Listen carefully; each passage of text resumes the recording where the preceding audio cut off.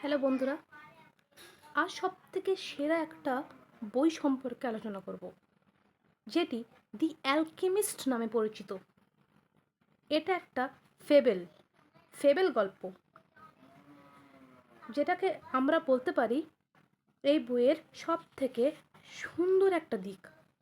Paulo Coelho আমাদের লেখক। এই গল্পটা আমাদেরকে বলে যে তুমি কি জানো 90% মানুষ কেন জীবনে অ্যাভারেজ থাকে, পুরো গড়পড়তা থাকে, কেন তারা জীবনে এগোতে পারে না? কারণ তারা ড্রিম দেখে, কিন্তু সেই ড্রিমের জন্য রিস্ক তারা নেয় না। আজ আমি এমন একটা গল্প বলবো যেটা শুনে তুমি নিজের লাইফ নতুনভাবে ভাবতে বাধ্য হবে। এই ভিডিওটার সাথে শেষ পর্যন্ত থেকো, তোমার জীবন পাল্টাবেই পাল্টাবে। কারণ শেষের টুইস্ট তোমার মাইন্ডসেট ভেঙে দেবে। যে মাইন্ডসেট নিয়ে তুমি আজকে এই ভিডিওটা ক্লিক করেছো, নিশ্চয়ই তুমি ভালো মাইন্ডসেটের একজন মানুষ। আর আমি চাই তুমি আরও ভালো মাইন্ডসেট নিয়ে আমার এই ভিডিওটা দেখো এবং শেষ পর্যন্ত থেকো। দি অ্যালকেমিস্ট একটা ছোট্ট বই হলেও এর ভিতরে যে এমন পাওয়ারফুল লেসন্স আছে, যেটা মিলিয়ন্স মানুষের জীবন বদলেছে। এটা শুধু গল্পই নয়, একটা journey, self Discovery.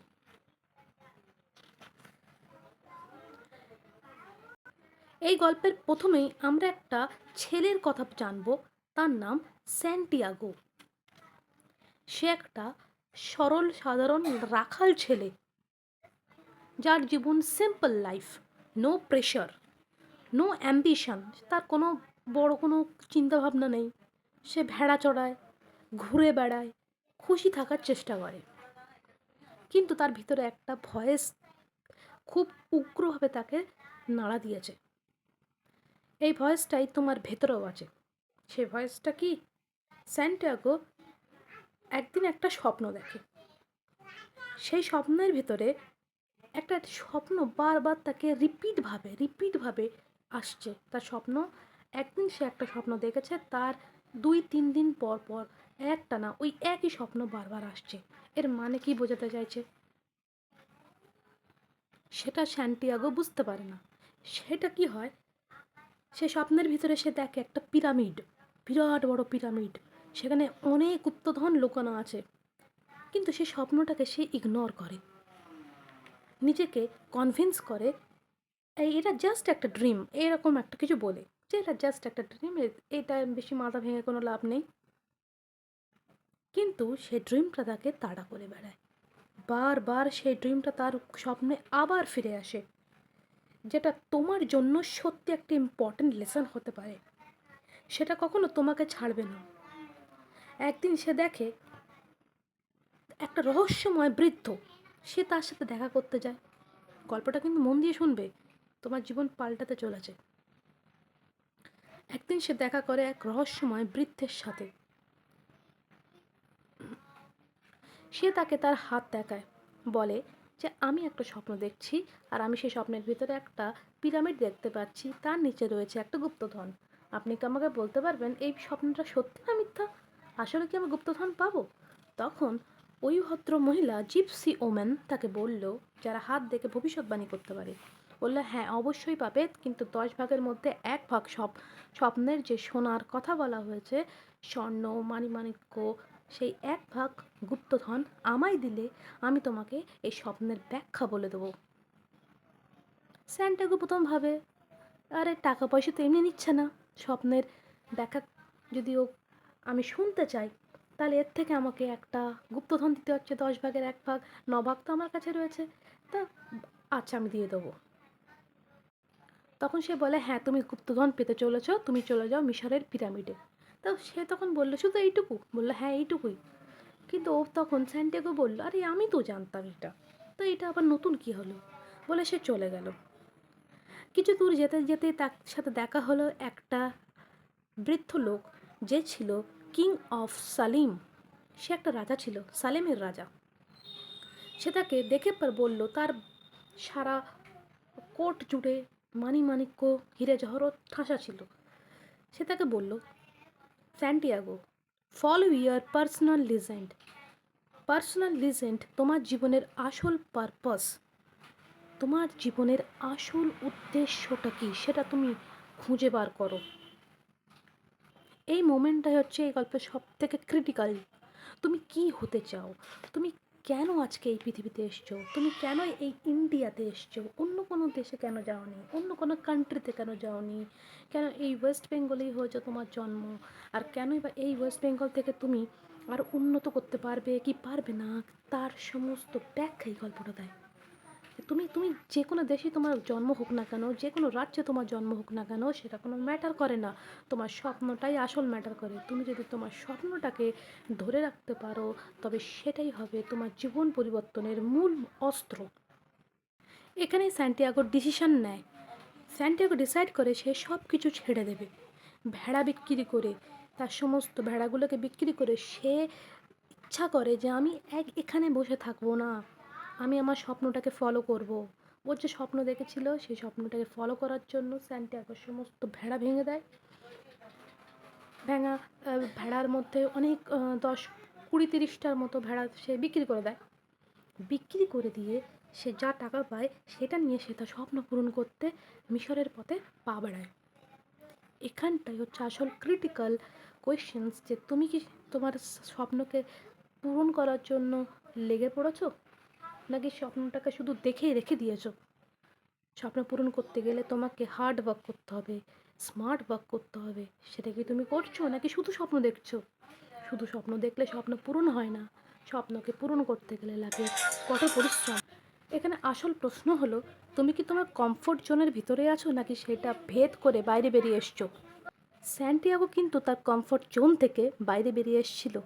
সাকসেসের first step হলো তোমার ফার্স্টে কমফোর্ট জোন থেকে বাইরে বেরিয়ে আসতে হবে, যেটা স্যান্টিয়াগো করেছিল এই বইটার ভিতরে। তারপরে দেখো কি হয়। সে একা একা আফ্রিকার পথে পা বাড়ায়, আফ্রিকা থেকে মিশরের পথে পা বাড়ায়। এইবার ও একটা বাজে লোকের সাথে পরিচয় হয়ে যায় ওর, এবং সে লোকটা ঠক পাচ্ছিল। সমস্ত টাকা পয়সা সে স্যান্টিয়াগোর কাছ থেকে চুরি করে নেয়। ফলে স্যান্টিয়াগো সব কিছু হারায় এবং একা একা ফিল করে সে পুরোপুরি ভেঙে পড়েছিল। না তার কাছে খাওয়ার টাকা ছিল, না কোনো জায়গায় বেড়ানোর টাকা ছিল। তার মনে হয় সব শেষ হয়ে গেছে, আর কিছুই বাকি নেই।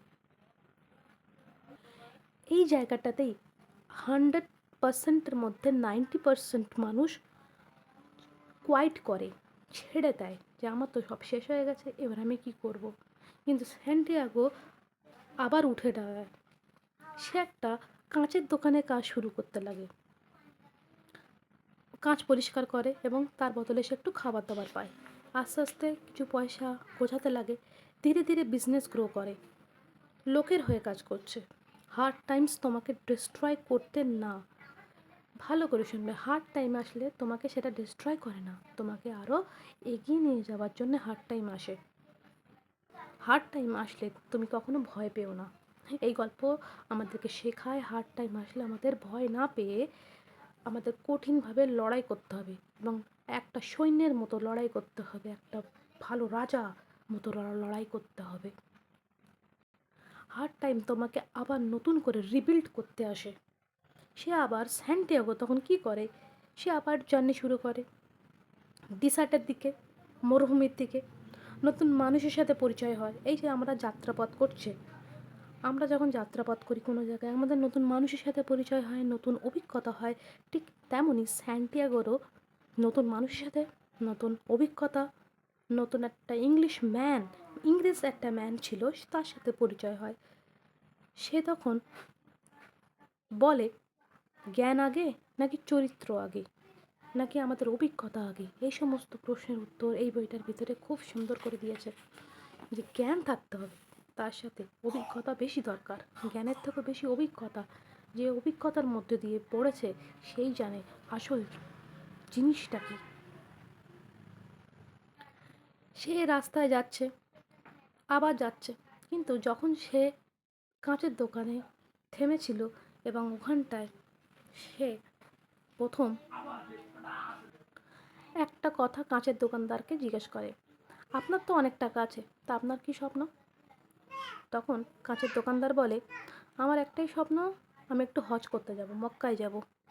কিন্তু আমার এটা ভয়, আমি যখন হজ করতে যাব তারপরে আমার কি স্বপ্ন হবে। এর জন্য আমি স্বপ্নটাকে ধরে রেখেছি, তাই জন্য আমার আসল স্বপ্নটাকে পূরণ করছি না। অনেকে এই ভুলটা করে, যে একটা স্বপ্ন ধরে রাখে, সেটাকেই তারা মনের ভিতরে পুষেও রাখে, সে স্বপ্ন অনেকে পূরণ করে না, ভাবে যে ওই স্বপ্নটা পূরণ হলে আবার নতুন কী স্বপ্ন তৈরি হবে। কিন্তু সান্টিয়াগো তখন বলেছিল, আমি এক জায়গায় থেমে থাকবো না। ও চাইলে ওই কাঁচের দোকানের কাছেই সব কিছু নতুনভাবে নতুনভাবে করে ব্যবসা বাণিজ্য ও নিজেও খুলতে পারতো, কাঁচের দোকান করতে পারতো এবং ওখানে থেকে বিয়ে থা করতে পারতো। কিন্তু সান্টিয়াগো সেটা করেনি। এর সামনে আমি আরও বলবো, ওর সাথে একটা মেয়ের, ফাতেমা বলে একটা মেয়ের প্রেম হয়। যখন সান্টিয়াগোর ফাতিমার সাথে প্রেম হয়, তখন এই জায়গাটা খুব ইম্পর্ট্যান্ট, কারণ ফাতিমা তাকে কোনো দিনই বাধা দেয়নি। ফাতিমা তাকে আগাগোড়াই বলে এসেছে, সান্টিয়াগো তুমি তোমার স্বপ্নটাকে পূরণ করো। সত্যিকারের যে ভালোবাসবে সে কখনো তোমাকে এক জায়গায় আটকে রাখবে না, সে তোমাকে ছাড়বে, সে ছাড়তে জানবে। কারণ সে জানে আমি যাকে ভালোবেসেছি সে নিশ্চয়ই আমারই, আমার জন্যই সমস্ত বাইরে যাচ্ছে, সব কিছু করছে, ফলে সে কখনো তোমাকে আটকাবে না। এখানে ফাতেমার প্রেমটা আমাদেরকে শিক্ষা দেয় যে ভালোবাসলে কখনো কাউকে আটকে রাখতে নেই, ছাড়তে জানতে হয়। তাই জন্য সে থেমে থাকে না, স্যান্টিয়াগো আবার বেরিয়ে পড়ে। ট্রু লাভ হলো, ট্রু লাভ যখন হবে সে তোমাকে সাপোর্ট করবে, ট্রু লাভ সাপোর্ট করবে, তোমাকে ভটকাবে না, তোমাকে কোনো জায়গায় মন ডাইভার্ট করবে না, ডিস্ট্র্যাকশন করবে না। এইবার গল্পের মোড় আসল জায়গায় নিচ্ছে। আস্তে আস্তে যখন স্যান্টিয়াগো যাচ্ছে, সব কিছু ফেলে টেলে ফাতিমাকে বলল, আমি আবার আসবো, এসে তোমাকে বিয়ে করব। তখন অ্যালকেমিস্টের সাথে, এবার আমাদের অ্যালকেমিস্টের সাথে দেখা হচ্ছে। এই যে গল্পের অ্যালকেমিস্ট, ওই অ্যালকেমিস্টের সাথে দেখা হচ্ছে।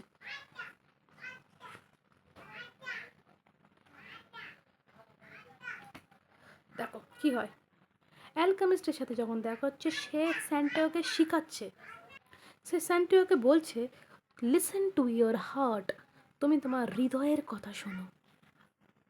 Fear is the biggest enemy, ভয় হচ্ছে সব থেকে বড় শত্রু। আমাদের শত্রুর জীবনে যদি হয়ে থাকে ভয়, আমাদের ভয়, কোনো কিছু না করার ভয়, এটাই আমাদের বড় শত্রু। ইউনিভার্স ইজ কানেক্টেড, সে বলে, অ্যালকেমিস্ট বলে স্যান্টিয়াগোকে, এই ইউনিভার্স পুরোপুরি কানেক্টেড আছে একে অপরের সাথে। এখানে রিয়েল ট্রান্সফরমেশন হয় স্যান্টিয়াগোর। এই গল্পের মধ্যে আছে যুদ্ধ, বিপদ, রিস্ক। রিস্ক জীবনে নিতে হবে, স্বপ্নের পথে সবসময় চ্যালেঞ্জ থাকবে। সে সব কিছু চ্যালেঞ্জ বাদ দিয়ে আর একটা জিনিস বলে রাখি, যে অ্যালকেমিস্ট তারা কী করে, ওরা একটা কেমিস্ট, এরা কী করে, এরা সমস্ত কিছু লোহা গলিয়ে সোনা তৈরি করতে পারে, এরাই হচ্ছে অ্যালকেমিস্ট। ঠিক আছে, এইবার স্বপ্নের পথে সবসময় এগিয়ে যেতে হয়, এই গল্পের মূল কথা, খুব ভালো কথা। এবার স্যান্টিয়াগো কী হয়, সে পিরামিডে পৌঁছায়, কিন্তু কিছু ডাকাত তাকে ভীষণ বেধড়ক মারে এবং একজন বলে, কি তুমি এখানে এসছো কেন, তোমার কাছে যা আছে আমাকে দাও। স্যান্টিয়াগো বলে, আমার কাছে তো কিছু নেই, আমি এখানে স্বপ্ন আমি ছোটোবেলায় দেখেছিলাম, সেই স্বপ্নটাকে পূরণ করতে এসেছি। তখন তারা বলে, কি বোকা তুমি। আমারও তখন একটা ডাকাত তার মধ্যে থেকে বলে, আমি একটা স্বপ্ন দেখতাম, স্পেনে একটা মন্দিরের নিচে একটা গর্ত আছে, তার ভিতরে সম্পদ আছে। তা এবার অ্যালকেমিস্ট তখন ওকে বলেছিল যে স্বপ্নকে কোনো দিন ছাড়বে না। তা এবার স্যান্টিয়াগো বলে, আচ্ছা ঠিক আছে। ওর হঠাৎ করে মাথায় আসে যে, তাই তো, আচ্ছা আমি যেই মন্দিরটার ভিতরে স্পেনে থাকতাম তার ভিতরে আসল সোনা লুকানো ছিল, তার মানে আমি যেখানেই ছিলাম আমার গুপ্তধন সেখানেই ছিল, কিন্তু আমি এত দূর এসছি কেন। মনে করেন ওর গুপ্তধনটা এখানটা ছিল, কিন্তু ও সারা জায়গা পার পার করে ওইখানটায় এসছে পিরামিডে। কারণ তুমি যদি তুমি যদি সঙ্গে সঙ্গে ওই যে গুপ্তধনটা পেয়ে যেতে, তাহলে তোমার এই পুরো বিশ্বটা ঘোরা হতো না, আর বিশ্বের মানুষদেরকেও দেখা হতো না। স্যান্টিয়াগোকে ডাকাতরা ছেড়ে দেয় এবং স্যান্টিয়াগো আবার ফিরে আসে এবং সেই গুপ্তধনটা তখনও খুঁজে পায়। এই জায়গাটা খুব ইন্টারেস্টিং একটা জিনিস, যে স্যান্টিয়াগো গুপ্তধনটা খুঁজে পাচ্ছে। এই যে স্যান্টিয়াগো যাত্রাপথের একটা পিকচার আছে, আমরা এখানে পাবো, দেখতে পাচ্ছেন সুন্দর করে। এই এখানটায় গল্পটা বলছে তোমাকে, তোমার জার্নিটা, তোমার যাত্রাপথ তোমাকে পরিবর্তন করবে। তুমি এক জায়গায় বাড়ি বসে থেকো না, তুমি যাত্রা করো। তুমি এক এক মানুষকে দেখো, এক এক সভ্যতাকে দেখো, এক এক কালচারকে দেখো। তুমি অভিজ্ঞতা সঞ্চয় করো। তুমি বাড়ি বসে থেকো না। তুমি কি তোমার ড্রিম ফলো করছো? আমার প্রশ্ন, তুমি কি তোমার ড্রিম ফলো করছো? না, নাকি শুধু সেফভাবে খেলা করছো, যে না থাক, ড্রিম ফলো করতে হবে না, শুধু স্বপ্ন দেখেছি ছেড়ে দাও। ওরম করলে কিন্তু হবে না। একটু কঠোর হতে হবে, নিজের প্রতি একটু কঠোর হতে হবে, তবে কিন্তু সব কিছু পাবে। সব থেকে বড় কথা, 3 ইডিয়টস সিনেমাতে বলেছিল যে আমি পারবো না, কি আমি ধরো বলেছিল না, সব থেকে বড় রিগ্রেট হলো আমি পারি কিন্তু আমি করব না। এইটাই সব থেকে বড় রিগ্রেট। ড্রিম ফলো করে যাও, রিগ্রেট তো সারা জীবন থাকবে। আমি চাই তোমরা যেন রিগ্রেট জীবনে না করতে পারো, যেটা করতে পারলাম না, করো না। এই জীবনটাতে অল্প একটুকুনি জীবন, যতটুকু পারো এনজয় করো। আর শেষে এই গল্পটা কিন্তু কেমন লেগেছে সেটা তুমি বলো, আমাকে জানিও। আর এই ইউটিউব চ্যানেলটাকে সাবস্ক্রাইব করে পাশে থেকো। এরপরে আমি আবার একটা গল্প আনতে চলেছি।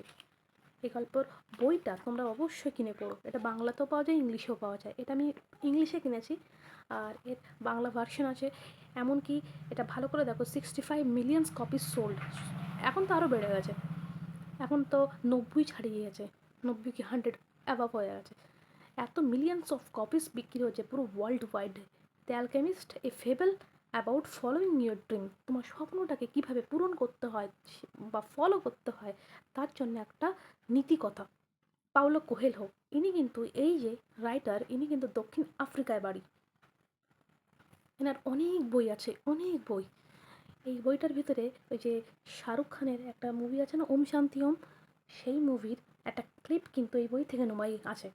যেরকম তুমি যদি পৃথিবীতে কোনো কিছু চাও মন থেকে, তাহলে এই পুরো বিশ্ব জগৎ তোমাকে সেটা পাবিয়ে দেওয়ার জন্য দিন রাত কাজ করে। সেই গল্পটা এটা পড়েই হয়েছে কিন্তু। Feeling inspired. পাওলো কোয়েলহোর আরও অনেক গল্প আছে, তোমরা চাইলে আমি দেব। দেখতে পাচ্ছ,